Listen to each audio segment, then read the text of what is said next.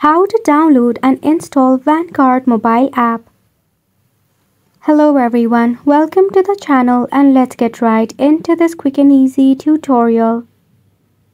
To begin with, first and foremost, you need to launch your Play Store in your Android device to get yourself your Vanguard mobile app. In your Play Store, go ahead and tap on the search icon. Then in the search bar, you need to search for Vanguard app or Vanguard mobile app. Click on the application and tap on the install button. After which the application will begin to download.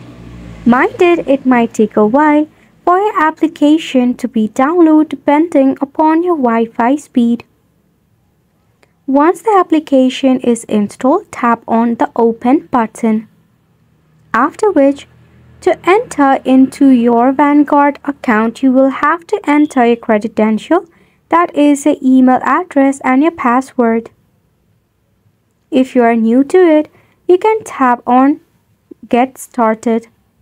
You can select on the option, after which you will be redirected to the Vanguard website in order to create a brand new account. That sums up the tutorial as well. Thank you so much for tuning in.